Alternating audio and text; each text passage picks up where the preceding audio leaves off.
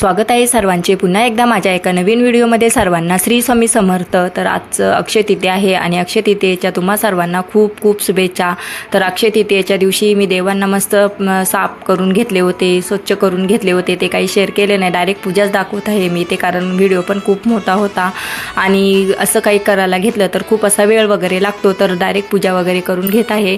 तर पहिल्यांदा ज्या लक्ष्मी माता आहेत त्यांना हळदी कुंकू लावून घेते, त्याच्यानंतर जे देव वगैरे आहेत त्यांना मस्त अष्टगंध वगैरे लावून फुलं वगैरे वाहून धूप अगरबत्ती करून मग त्यांची पूजा वगैरे मी करून घेते। त्याच्यानंतर तुळशीची वगैरे पूजा करून घेतली, ते पण शेअर करेलच पुढे, तुम्ही पाहालच। तसेच उंबरट्यावर लेपन वगैरे, बाहेर पण रांगोळी वगैरे दिवा वगैरे प्रज्वलित करून घेतला आहे। तर सकाळी सकाळी अशी पूजा वगैरे करून घेतली तर खूप छान आणि खूप प्रसन्न वाटते, मन पण प्रसन्न राहते आणि घरात मध्ये पण पॉझिटिव्हिटी निर्माण होते। तर आत्ता माझी पूजा वगैरे मी इथे करून घेत आहे। तर आज अक्षय तृतीया पण आहे आणि आजचा वार शुक्रवार आहे, तसेच आज वैभवलक्ष्मी व्रताचे उद्यापन पण आहे। तर माझे 11 शुक्रवार झाले आहेत कंप्लीट आणि आजचा 11 शुक्रवार आहे। तर आजचा हा योग खूप छान आहे। अक्षय तृतीया हा 350 मुहूर्तापैकी एक मुहूर्त मानला जातो आणि ह्या दिवशी आपण जेवढी लक्ष्मी मातेची देवीची पूजा आरत्या करू तेवढे त्याचे फळ आपल्याला निश्चित मिळते। दान धर्म केले तर त्याचंही फळ आपल्याला जरूर मिळते। तर आजच्या दिवशी हा लक्ष्मी मातेनेच, वैभवलक्ष्मी मातेनेच योगायोग घडून आणला आणि आजच्या दिवशी मस्त वैभवलक्ष्मी व्रताचे उद्यापन वगैरे मी संध्याकाळी करणार आहे। तर ते मी शेअर करणारच आहे, थोडक्यात जेवढं शूट केलं आहे तेवढं मी शेअर करीलच। तरी ते मस्त अशी बाहेर उंबरट्याची वगैरे पूजा करून घेतली आहे, बाहेर पण रांगोळी दिवा वगैरे करून घेतले आहे आणि हे सगळं सकाळी सकाळी मी करून घेतलं होतं। त्याच्यानंतर टिफिन म्हणजे मिस्टरांना टिफिन बनवून घेतला, भाजी भाकरी, कारण त्यांना जायचं होता ऑफिसला, त्यांना सुट्टी वगैरे नव्हती। तर टिफिन वगैरे करून घेतला, शेगडी वगैरे घासून घेतली, जे भांडे वगैरे होते ते पण साफ करून घेतले आणि त्याच्यानंतर मग मी मस्त इथे आता शेगडीची पूजा करत आहे। तर मस्त असा स्वस्तिक वगैरे काढला आहे, कुंकू आणि हळद घेऊन त्याच्यामध्ये थोडासा पाणी घेतला आणि दिवा वगैरे प्रज्वलित करून मस्त रांगोळी पण मी काढलेली तुम्हाला दाखवलीच। त्याच्यानंतर आता मस्त इथे पूजा वगैरे मी करून घेत आहे, अगरबत्ती वगैरे लावून घेत आहे आणि मस्त हळदी कुंकू वाहून शेगडीची पूजा वगैरे करून घेतली जाते, कारण आज अन्नपूर्णा मातेची पण पूजा केली जाते। तर माझ्याकडे मातेची मूर्ती वगैरे नाही, तर मी मस्त अशी शेगडीची पूजा वगैरे करून घेते, कारण आपण शेगडीवरच अन्न वगैरे शिजवत असतो, मग ती अन्नमाता मानूनच तिची आपण मस्त अशी मनोभावे पूजा करून घ्यायची। तर मस्त अशी माझी शेगडीची वगैरे पूजा करून झाली आहे। अक्षय तृतीया हिंदू धर्मातील अतिशय महत्त्वाचा दिवस असून 350 मुहूर्तापैकी या दिवशी देवी लक्ष्मीला आपल्या घरी आणण्यासाठी लोक विविध पूजा अर्चा करतात। अक्षय तृतीयेच्या मुहूर्तावर सोने चांदी खरेदी करणे शुभ मानले जाते। या दिवशी सोने चांदी यासोबतच नवीन वाहन आणि घर खरेदी करण्यासाठी पसंती दिली जाते। अक्षय म्हणजे जे कधीही संपत नाही आणि म्हणूनच असे म्हटले जाते की अक्षय तृतीया ही अशी तिथी आहे ज्यामध्ये सौभाग्य आणि शुभ परिणामाचा कधीही क्षय होत नाही। या दिवशी केलेले कार्य मनुष्याच्या जीवनात कधीही न संपणारे शुभ फळ देते। म्हणूनच असे म्हटले जाते की या दिवशी एखादी व्यक्ती जिंकल्यानंतरही चांगले कर्म आणि दान करते, त्याचे शुभ परिणाम मोठ्या प्रमाणात मिळतात आणि शुभ परिणामाचा प्रभाव कधीही संपत नाही।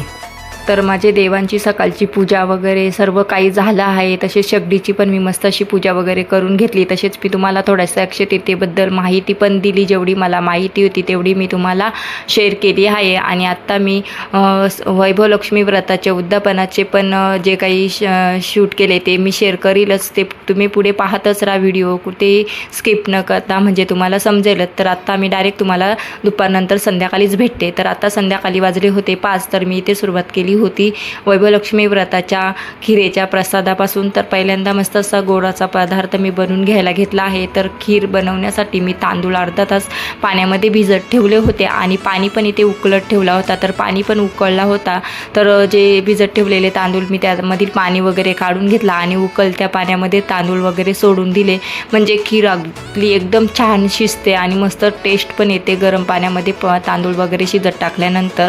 तर ज्याप्रमाणे आपण भात बनवतो त्याचप्रमाणे इथे खीर पहिल्यांदा बनवून घ्यायची, त्याच्यानंतर मग दूध साखर वगैरे टाकून घ्यायचा असतो। तर इथे मी खीर वगैरे मिक्स करून घेतली तांदूळ आणि पाणी आणि ती शिजत ठेवायला दिली आहे शेगडीवर। तोपर्यंत लगेचच इकडे मी कणिक काढून घेतला, म्हणजे मला पुऱ्या वगैरे बनवून घ्यायच्या आहेत। तर पुऱ्या बनवण्यासाठी मी कणिक इथे घेतला आहे आणि आता त्याच्यामध्ये थोडासा मीठ टाकून पाणी वगैरे टाकून अगदी मस्त असा कणकेचा गोळा वगैरे मळून घेत आहे. तर डायरेक्ट मी तुम्हाला आता मळलेला दाखवत आहे. तर आता इथे मीठ वगैरे टाकून घेत आहे आणि पाणी पण मी घेतलं आहे.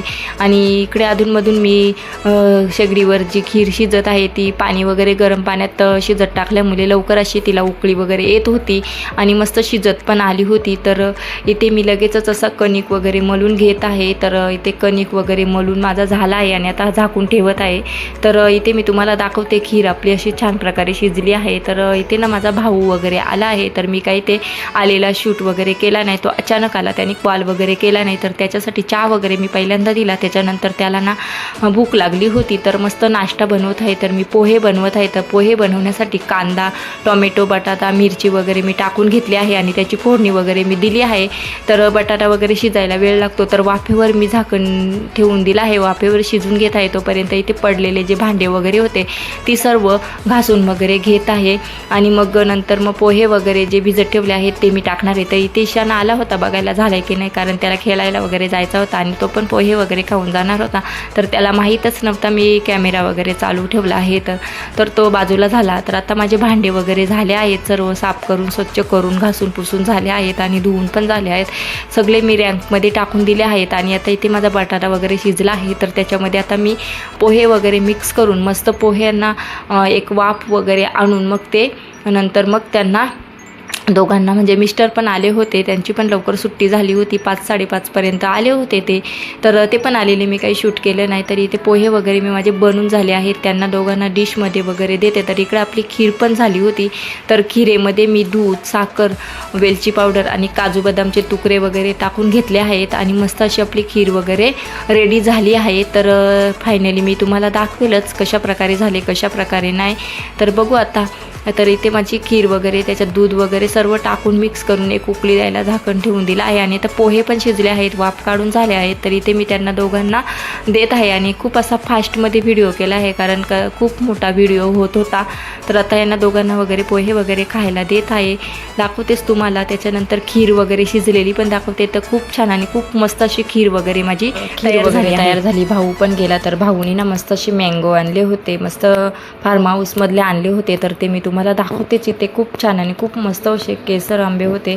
तर इथे कणिक वगैरे मळलेला तुम्हाला दिसलंच असेल. आणि हे आंबे आहेत, खूप छान आणि खूप मस्त. एक पेटी आणली होती. त्याच्यानंतर मी काजू पुलाव बनवला होता, ते पण मी तुम्हाला इथे दाखवते. तर रेसिपी वगैरे मी काही शेअर केली नाही, सर्वांना येतच असते, सर्व वेगवेगळे प्रकारे बनवत असतात, प्रत्येकाची बनवण्याची पद्धत वेगळी असते. तर मस्त असा काजू पुलावा वगैरे माझा बनून झाला होता. फक्त सुवासिनींना मी खिरेचा प्रसाद म्हणून देणार होते, कारण आज अक्षय तृतीया होती आणि सर्वांच्या घरी गोराचा, पुरणपोळीचा वगैरे नैवेद्य वगैरे झालाच होता. तर जेवायला वगैरे कोणी येणार नव्हत्या, तर फक्त त्यांना खिरेचा प्रसाद वगैरे देऊन उद्यापन मी करणार होते. तर काजू पुलाव वगैरे झाल्यानंतर मग माही पण उठली होती, तिला चहा बिस्किट वगैरे भरून घेतला. त्याच्यानंतर मग मी इथे ना पुऱ्यांसाठी जे कणिक वगैरे भिजत ठेवला होता, तर ते पण मस्त मुरला होता, भिजला होता. तर इथे मी आता सर्व पुऱ्या वगैरे लाटून घेते आणि मस्त फ्राय वगैरे करून घेते. तर पहिल्यांदा सर्व गोळे वगैरे करून घेतले, त्याच्यानंतर पुऱ्या वगैरे सर्व लाटून घेतल्या आणि इथे मी मस्त तेल गरम करत ठेवला. पहिल्यांदा कढई गरम करत ठेवली आणि तेल वगैरे टाकून मस्त पुऱ्या वगैरे फ्राय करून घेतल्या. तर आता मी सर्व पुऱ्या वगैरे तळून घेत आहे, तुम्हाला दाखवतेच. तर इथे माझ्या सर्व पुऱ्या वगैरे तळून झाल्या आहेत. त्याच्यानंतर मी मस्त अशी तयारी वगैरे केली, कारण खूप असा वेळ झाला होता आणि लक्ष्मी मातेची पूजा वगैरे मला करून घ्यायची होती. तर कशी मांडली कशी नाही ते मी काही जास्त शेअर करणार नाही, डायरेक्ट मी पूजा मांडलेली तुम्हाला दाखवणारच आहे. आणि अजून माझ्या सुवासिनींना पण सांगून यायचं आहे की लवकरात लवकर या, कारण खूप असा उशीर झाला होता आणि संध्याकाळच्या वेळेलाच ही उद्यापन वगैरे पूजा वगैरे करून घ्यायची असते दिवाबत्तीच्या वेळेस. तर खूप असा वेळ झाला होता, त्यामुळे मी पटकन असा देवी मातेची, वैभवलक्ष्मी मातेची पूजा वगैरे करून घेतली, कहाणी वगैरे सर्व काही वाचून घेतला आणि मस्त पूजा वगैरे मी करून घेतलेली, तुम्हाला इथे दाखवली. तर पहा, मस्त खिरेचा प्रसाद वगैरे मी ठेवला आहे आणि सुवासिनींना देण्यासाठी गजरे, एक फळ आणि वैभवलक्ष्मी व्रताचे पोथी वगैरे मी आणल्या होत्या. तर जेवढ्या आपण पोथी दान करू ना तेवढे आपल्याला त्याचे फळ निश्चित भेटते. त्याच्यानंतर सुवासिनी वगैरे आल्या, तर बहुतेक सुवासिनी म्हणजे जेवढ्या आल्या तेवढ्यांना मी दाखवलं आहे, कारण भरपूर लोक गावाला सुट्टी असल्यामुळे गेल्यामुळे जास्त काही सुवासिनी वगैरे मला भेटल्या नाही, 7च सुवासिनी भेटल्या. तर इथे 4-5 आलेल्या त्या मी तुम्हाला दाखवते, कारण नंतर मी जास्त शूटच केला नाही, खूप असा वेळ वगैरे झाला होता आणि त्यांना पण जेवण वगैरे बनवण्याची गडबड होती. तर मी पटापट असा शूट वगैरे केला. तर आता मी मस्त असा मनोभावे वैभवलक्ष्मी व्रताचा उद्यापन वगैरे झाला आहे आणि मी आता व्हिडिओचा एंड करत आहे. कसा वाटला ते कमेंटमध्ये सांगा.